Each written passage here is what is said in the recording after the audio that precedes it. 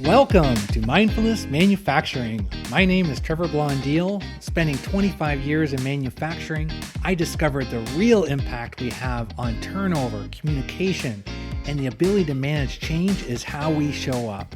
That's the essence of emotional intelligence.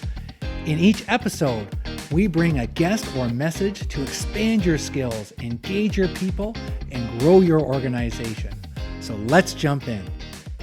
In manufacturing, we like to have zero defects. We love to have great quality without issues. Yet it is part of the business when our products aren't manufactured to what our clients or our customers wanted. And sometimes we take this whole who's getting written up for this error. And then sometimes I've heard the other approach of, hey, we got to write a procedure and we got to make sure everybody signs off. And I'm like, is there another space somewhere in this? And I met my friend Jake Mazulewicz, and he has a different learning approach to this. And I got curious and wanted to ask more questions and have him on as a guest today. Welcome, Jake. Hey there, Trevor. Thank you so much for having me on. We've had some wonderful conversations so far, and I'm glad to be putting one on a podcast for you. So yeah, I'll let the listeners know your background, Jake, and kind of how you got here. Your service as a firefighter, an EMT, a military paratrooper. You have a PhD with your research and over 20 years of experiencing teaching adult and hundreds of stories. We like stories on this podcast of technical experts working in high hazard industries like manufacturing. So you've got this great background, Jake, and you've got this other thought approach here. So should we be writing people up or doing more procedures? There's a big argument about that today. And a lot of people, the answer, it used to seem to be obvious. I mean, when I was coming up doing the high hazard things, it's like you do it the right way. You do it by the book. You follow the procedure. But the more I went through trainings for military, fire, EMT, stuff like that. And I remember one day somebody asking in EMT class, how do you take care of a neck injury? And the instructor said something that I still remember today. He said, do you want me to give you the answer that will get you a pass on the state certification exam? Or do you want me to tell you how I would actually do it in the field? And it was two different answers. Now, it's not that they were radically different or completely opposite, but they were different nuances. And I thought that was really interesting because here's a teacher. They're supposed to be teaching us literally life-saving skills. But what he's saying is even he would do it one way to pass the state exam, but another way in the field. And I thought that was really interesting. And the more I got into more and more high hazard jobs and eventually working for about 10 years for a big electric utility, the more I saw that EMT instructor was right. There's almost always the book answer, right? Which is what the regulators and the auditors want. And a lot of times what investigators want to hear is what was the procedure. But then there's the other way, which is how it gets done in the field. And a guy named Eric Holnagel came up with terms that are really cool in the world that I'm in, human performance, or HOP as it's sometimes called. And he calls it work as imagined. And that's the procedures, the policies, how people who don't do the work imagine that it gets done. There's the work as done. And that's how the guys and women who put on the boots, who turn the wrenches, who, cold sweat the pipes or weld or whatever it is, or do the experiments, that's how they actually get stuff done. And the more time that I've spent around experts in lots of different fields, the more I've really realized is the work as done is almost always different, sometimes radically different than the work as imagined. That's kind of the first answer, first thought. Does that make any sense to you? Yeah. So that is the whole aspect of, hey, I'm going to write down everything on how this job should go. Because, standard work is important in manufacturing because we want to have a basis, a standard to follow. Yep. And then everybody should be doing it this way. And then if we make an improvement, we know how to improve because we have the standard. And then there's also just the regulation of manufacturing, right? The ISO and all the quality standards of making sure, do we have a procedure for this? Do we have a checklist for this? And so we have all these standards of what we should be doing, yet there's still issues in quality that many manufacturers have. So it seems like, just writing all these procedures isn't the answer, and isn't like all these manufacturing companies don't have good people. We want to be mindful of the fact of like most people come into work and want to do a good job. yet the first time, like, part of the reason why we started this podcast is that, your first reaction can be, well, someone's got to be held accountable for this. Right.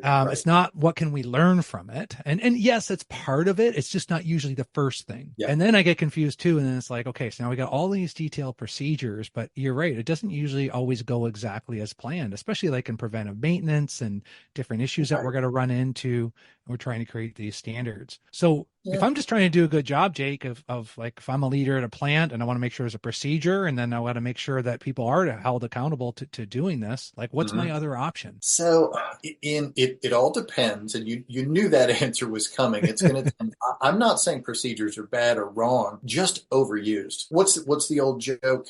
If the only tool you have is a hammer, you tend to treat everything as if it were a nail, right? I used to write procedures for a living, so I was doing for several years. I did training at a large electric utility, and it's like I helped redesign the lineman training program at a large electric utility. That was, I think it was 88 different courses over the course of about 5 years. So hundreds of objectives, procedures, things like that in there. And it's really easy to get swamped. And what I saw was there are some things you absolutely want to proceduralize, right? When you're doing a switching order, for example, in a big electric utility, it's step one, go to this breaker, make sure it's in the open position, make sure it's safe, and then turn it to the closed position. Step two, go to the, very, very procedural, and you don't deviate. And if anything is odd from that, if it's like you come up to a breaker and it should be in the open position, but it's in the closed position, you stop, you call, and you go, wait a second, procedure doesn't match. So the type of jobs that I would say procedures work really well for are what I'd call mechanistic jobs, almost like a machine. And that fits in your world a lot of manufacturing. You build an assembly line or a factory or something, that is literally mechanistic, right? Things are designed, everything is designed to do one thing in one way, and anything else is a problem. So for stuff like that, procedures work pretty well. In fact, really well. And classic root cause analyses, finding what went wrong, that works really well. The trouble happens is when people say we want that kind of mechanistic certainty for everything, especially where humans are involved. And humans have, emotions, humans have tacit knowledge. They can do things they can't put into words. That makes it really complicated or really impossible to proceduralize everything in more what I'd call adaptive jobs. Good example of an adaptive job is troubleshooting. Take a factory or some assembly line that went down and broken, and we don't know why, right? Is it electrical? Is it mechanical? What is it? And you have a good troubleshooter who comes in and who does some tests, measures some things. But if you ask them, tell me what your troubleshooting process is before you start, what would they say? Yeah, I'm thinking of some great maintenance techs, and I'd be like, I'm hoping I'm getting Jake coming over for this downtime, because I don't know. I just know when he goes in, he's able to get it up my line up faster. Right. And when it's a different maintenance tech, maybe they're not going to use the same approach, but I don't know how to get these two different maintenance techs maybe doing it at the same rate. But I know when Jake comes in, he would answer that in the fact of, it depends on what I see and what I hear and what I feel, and like all those different elements tie into that, which, that's a good example of what you really can't put into a procedure. And if you say it depends to somebody who's very mechanistic and very procedure oriented, that drives them nuts, right? They go, you don't know what you're doing because you can't tell me procedure ahead of time. Like a switching order. If I said, I'm going to go into a switch yard and I'm going to throw some switches, they'd go, no, you're not going to do that. You don't know what you're doing. In that case, doing electrical switching, you want a very strict step-by-step procedure. When you're troubleshooting, you can't have a very strict step-by-step procedure. So those are kind of two elements. I think of it almost on a number line of 1 to 10. 1 is very mechanistic, right? And 10 is very adaptive. And what I found in giving just hundreds of workshops and problem-solving conversations is almost everybody can place their main job, or almost any job they do, on that number line of 1 to 10. 1 is very mechanistic and is very adaptive. But what I find is it is heavily weighted towards the 7, 8, 9, and 10. Even the maintenance engineers who run the factories and the reliability stuff, reliability engineers that you might work with, I would think they would be very mechanistic. They're not. They're doing mostly troubleshooting. So the stuff that I do applies to them, and they're like, thank you for understanding. We had a misunderstanding and a miscommunication. You cannot proceduralize that. And you can't come down to, well, what was the one root of the miscommunication? You want to be chasing your tail, try to find the one thing that caused a miscommunication. miscommunication. What you can do is get to what should have been communicated, find out what set people up for the miscommunication, and try to resolve that for the next time. So the rules of mechanistic systems are very different from the rules of adaptive systems. And a lot of work started with mechanistic systems, and many managers and leaders have just applied that mechanistic model to everything. And that's what's caused so many problems. So we just need to kind of respect both models. I'm not saying that we should throw procedures out, just that we shouldn't try to use them forever. Respect the adaptive when it needs to be adaptive. Respect the mechanistic when it needs to be mechanistic. I don't know if that makes any sense or not. Yeah. So applying that situation, like a troubleshooting or a communication, could be a little harder to do those procedures on, other than, hey, this line is designed this way. You put part A on with your left hand first, then you use your right hand to put on part B, then you put the clamp on it. Those types of steps make sense because there's a cycle time knowing that we've ran this out. And then the other part is I remember doing weld defect, and we're trying to calibrate the weld technicians with the production team, with the maintenance team, with the customer. So they had, weld coupons. And I remember they had like a box of 12 cut in half, and you would have to identify, is this weld passable with the amount of porosity that it has? Yes or no. So it was a way to kind of calibrate our thinking of like, what is a good weld or a bad weld? What's a pass or a fail? So is that kind of more of a learning way, Jake? Yeah, definitely. I would say that's much more of a learning-based approach. Here's a model that might help out. And I've taught this before. I do a presentation called Why We Can't Proceduralize Everything. And I give you a lot of what I've just told you so far is from that presentation, but here's a part I haven't given you yet. So what do? If you have mechanistic and adaptive jobs, but we still need to get the work done, how do we do it? And I think in terms of 4 levels, from the very mechanistic to the very adaptive. And if you're working in very mechanistic systems, you want strict procedures. We already kind of covered that. But if you get a little bit more adaptive, you want to move to include some of level 2, which is guidelines. And guidelines tell you what to do, but not how to do it. A procedure tells you what to do, how to do it, when to do it, all of that. A guideline is more like, make sure you turn off or de-energize the system before working on this. Doesn't tell you how to do it, doesn't exactly tell you when to do it or whatever, but it just says, here's a guideline to follow. That's a little more adaptive, gives some more wiggle room, but still tells you what you need. If we get even more adaptive from that, we get up to principles. Principles don't tell you what to do in a job. They don't tell you how to do it. They tell you how a system works. Good example would be electricity takes the easiest paths to ground, right? Now, if you're just a technician and you don't know anything about electrical theory, you just know, well, I got to put this ground here and this ground here. You screw it up and you put the wrong side on first, right? You might become part of the circuit. But if you remember, electricity always takes the easiest paths to ground. You're looking for, okay, what are the paths to ground? You can make up your own techniques when the techniques are given don't fit, right?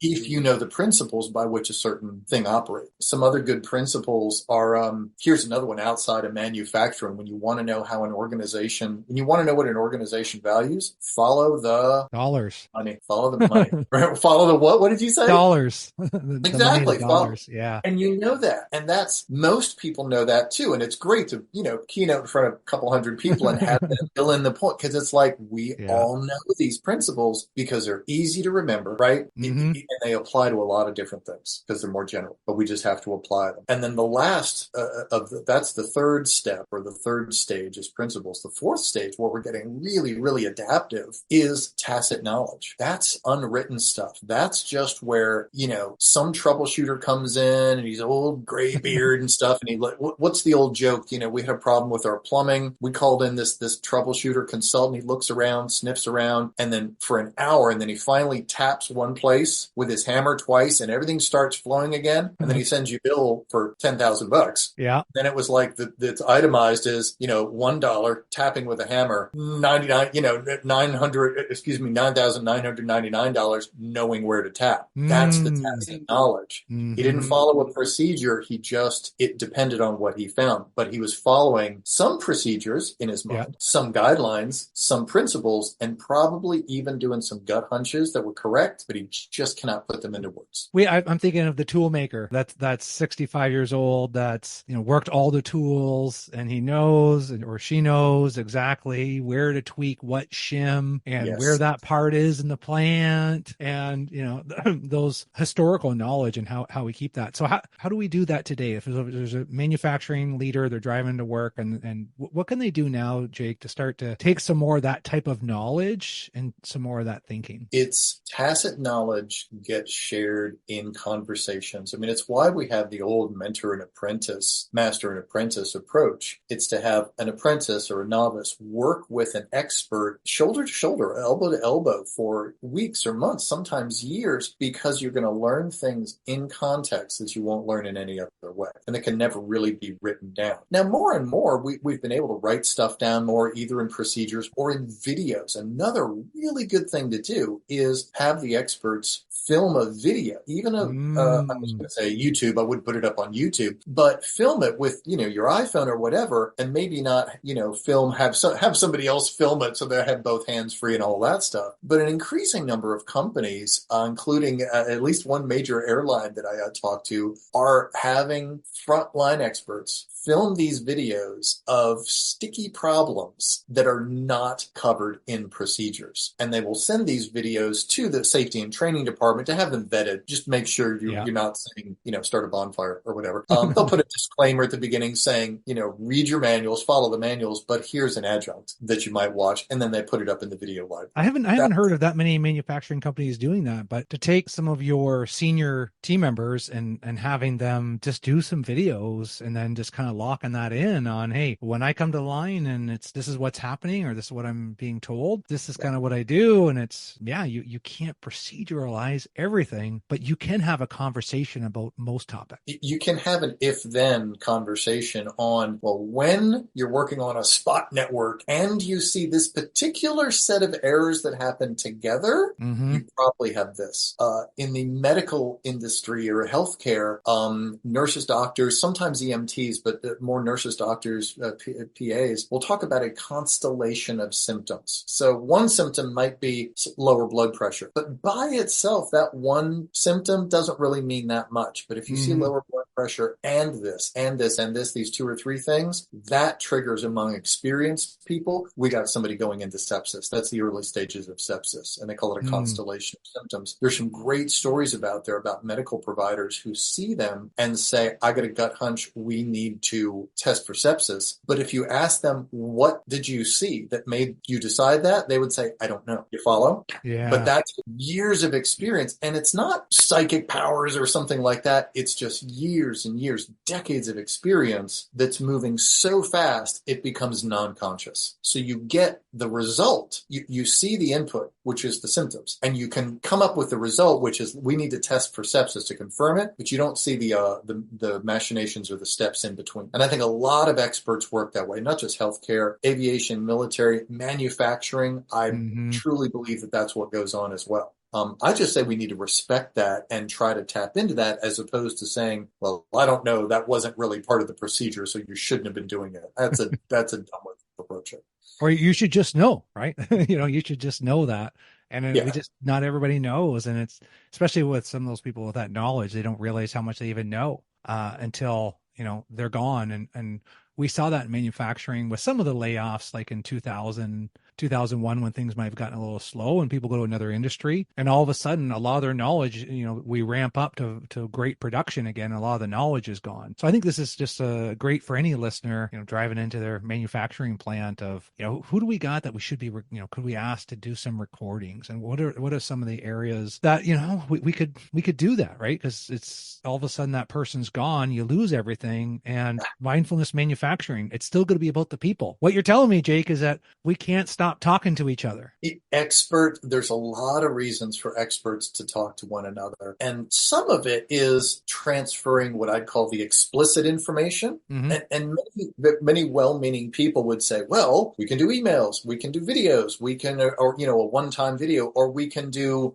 writing up something, or what they're trying to do is minimize the need for that face-to-face communication because it's expensive and difficult logistically. And I get that. And some things you can send by by email or write it up. Mm-hmm. But there's a lot of stuff that's under the waterline that happens when experts communicate with each other. And it's not about the explicit information. It's about the connection. It's about, wait a minute, I never thought about X, what you just said. And that's a lot of what happens in the conversations that I've seen. So you see this trend then, Jake, moving forward, because that's what we like to talk about. Like, where are we going? Like, we're going someplace where, I've got 8 hours on a shift. We got all our technicians and they're busy on the shift, right? Or they're just waiting on a call or they're working on something. But really, to take time out to sit and talk about it after, I mean, that seems like a waste of money, because we got to be out there building stuff and fixing equipment. And is it a mentality of saying, no, this is important as writing a procedure, is to talk about how did we fix that machine today? So yeah, short answer is yes. The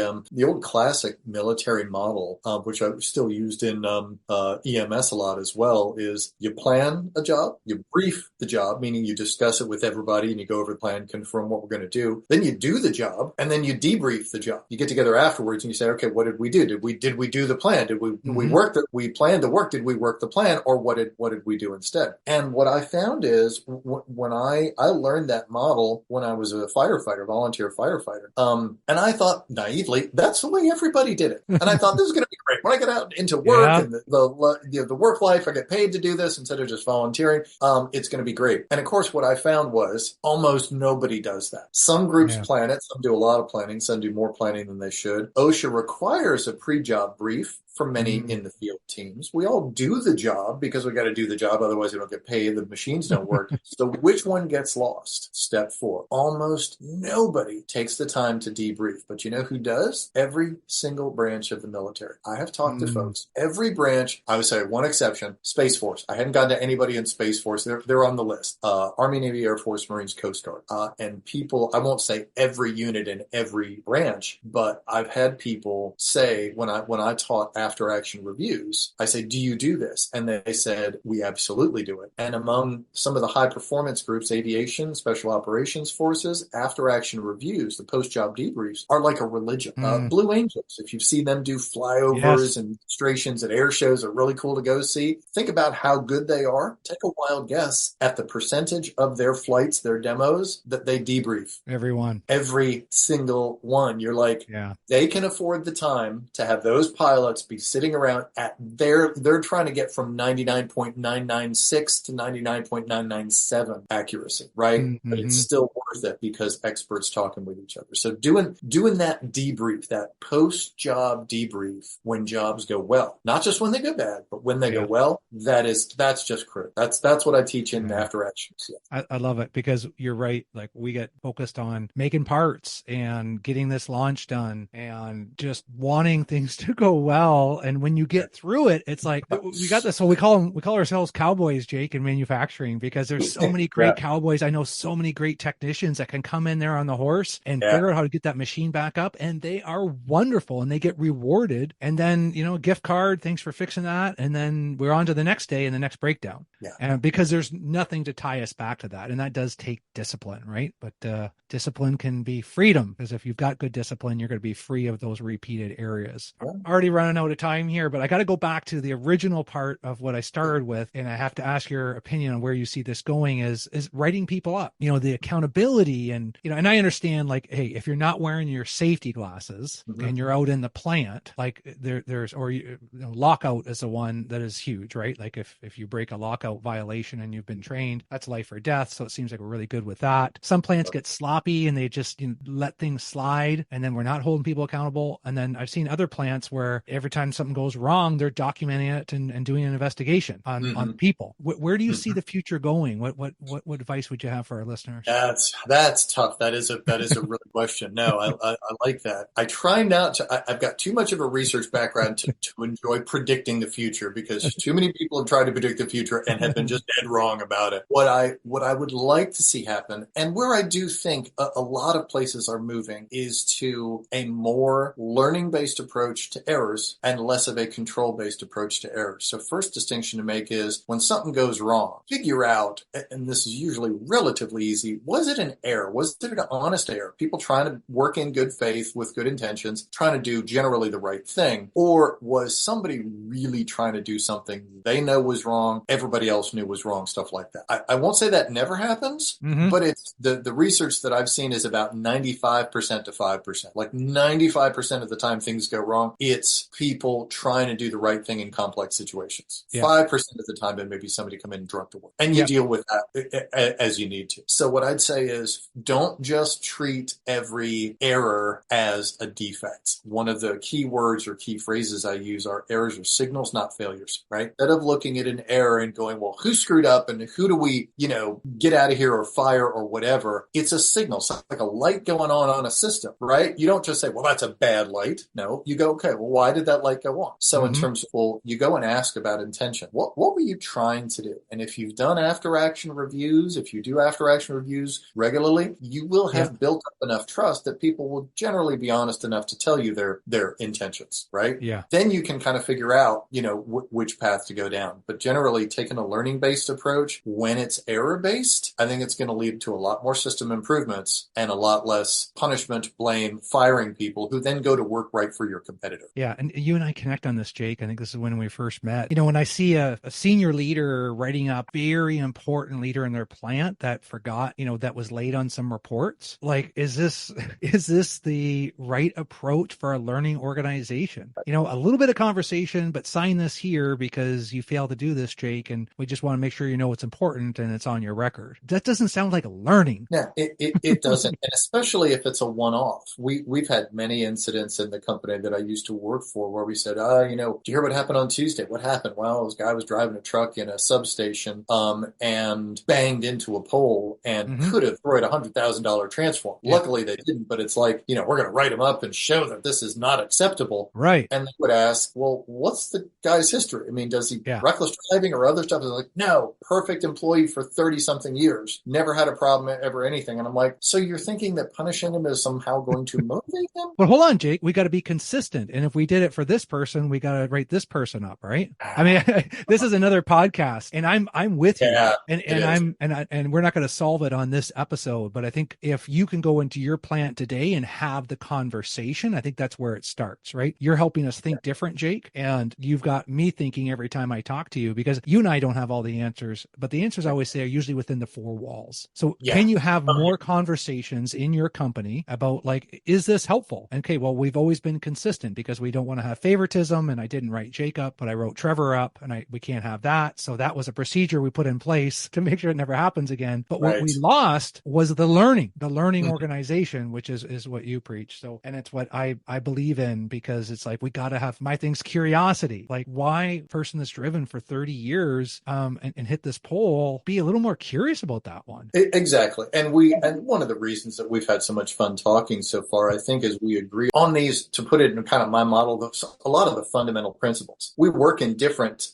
groups. We work with different groups of people. I think we come back to a lot of the same key principles and guidelines too. And I think, honestly, I think a lot of other people are starting to warm up to this idea. Back in the early 1900s, the idea was, well, there was all these craftsmen and all these people who were keeping the knowledge in their heads. And Frederick Winslow Taylor came along and said, no, we're going to get rid of all that. We're going to proceduralize everything, turn it into a machine, turn it into an assembly line, and then fire all those, diva craftsmen, and we're just going to crank out widgets, and that's going to be it. The managers will decide, the workers will do the work, and that's it. And that helped for some things, right? And it was neat to get an assembly line going on for many, many things, but I think we've gone so far on that approach that now what we need to have we need to veer more back to the craftsman and the apprentice, the tacit knowledge, it depends. What am I going to do for step 4? It depends on step 3, and you're not going to proceduralize that. We do need the assembly lines, right? And we do need some procedures, but we need, I think, a lot more respect for the experts who've been doing stuff for 30 years and what their intentions are and their work is done, not just the work is done. When you're saying over communicate your intentions, right? Yeah. Like even before that happens. I've heard you say that and I love that. Jake, we got a multiple episodes that could spin off of this one. I know. But how I can see it, and I think as our listeners is wrapping wrapping up here, they're going to see it in the fact of, hey, where is this going? How do I stay on top of this? And because it's not a procedure, right? We can't leave you in 30 minutes on a podcast episode to say, what is that difference, as much as I like to joke around with that. So how do the listeners follow you and learn more from you, Jake, and as this continues to evolve? I'm on LinkedIn. I'm just getting my website redone. That's going to be coming up there soon. But the field that I'm in, I call my approach a learning-based approach to errors, and that's kind of my idea. We all kind of have our pet ideas, but the field that I work in is loosely called human performance, or now sometimes HOP, which is human and organizational performance. So there's a lot of other folks that are doing similar stuff that what I'm doing, taking what I would call a learning-based approach, trying to make work safer, more reliable, but also just more human at the same time. More mindful, Jake. Yeah, exactly. More mindful. Well, thanks so much for coming on the show, and appreciate what we've learned today. And I look forward to continuing to learn from you. Trevor, always a joy talking with you. I hope we can talk again soon.